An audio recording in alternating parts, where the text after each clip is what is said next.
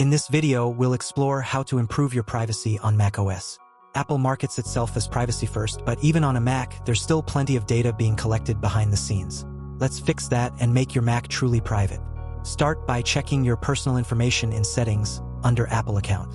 Where possible, avoid providing unnecessary details like your full name, date of birth, payment information, or address.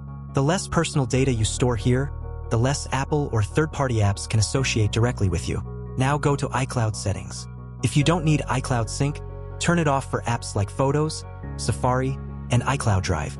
The fewer services that sync, the less of your personal data sits on Apple's servers.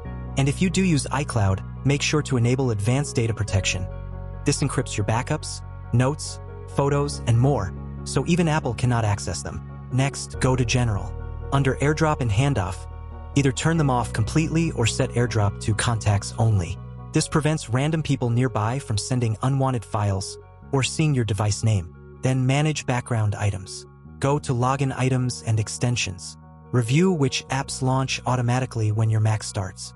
Disable the ones you don't need running quietly in the background. Some apps use this to track activity or display ads without you noticing. Next, disable sharing features you don't use. Under Sharing, turn off all options, especially file sharing, media sharing, Bluetooth sharing, and remote login. These can expose parts of your system to the local network or the internet if left enabled. Keep them off until you specifically need them. Now go to Apple Intelligence and Siri. If you don't use Apple Intelligence, it's better to turn it off. Even though Apple says most processing happens on your device and uses private cloud compute for added privacy, these features still give the system deeper access to your messages, emails, photos, and documents to generate responses. You can also share some requests with ChatGPT or other third-party models in the future. So if you value privacy over convenience, it's safer to keep it disabled. If you don't use Siri, it's best to turn it off completely. Even though Apple processes some Siri requests on device, many still go to Apple's servers for interpretation, where snippets can be stored or reviewed. If you prefer to keep Siri, disable Listen for Hey Siri. This ensures your Mac isn't constantly listening for voice commands and sending snippets of your speech to Apple's servers for processing. Next, open Privacy and Security. This section has the most important controls for your data protection. Start with Location Services. Turn off location access entirely if you don't rely on it. If you do, only allow essential apps like Maps or Weather. Then go into System Services and disable everything except Find My Mac and Setting Time Zone. Pay attention to significant locations. This feature logs every place you visit to make suggestions, but it's unnecessary and a serious privacy risk. Scroll down and review which apps have access to your personal data. Pay special attention to contacts, photos, and files and folders, and to sensitive permissions like camera, microphone, and motion and fitness. Disable access for apps that don't need it. This limits what apps can collect or record in the background. Under Analytics and Improvements, turn off all toggles. These options send diagnostics and app usage data back to Apple. Disabling them keeps your activity local and prevents Apple from storing performance data tied to your device. Then go to Apple Advertising and turn off personalized ads. This stops Apple from using your activity like App Store downloads, Apple News reading, or Apple TV usage to show targeted ads. You'll still see ads, but they'll be generic and not based on your profile or interests. Apple still uses minimal contextual data, like your region or device type, to deliver basic ads. Next, ensure FileVault is enabled.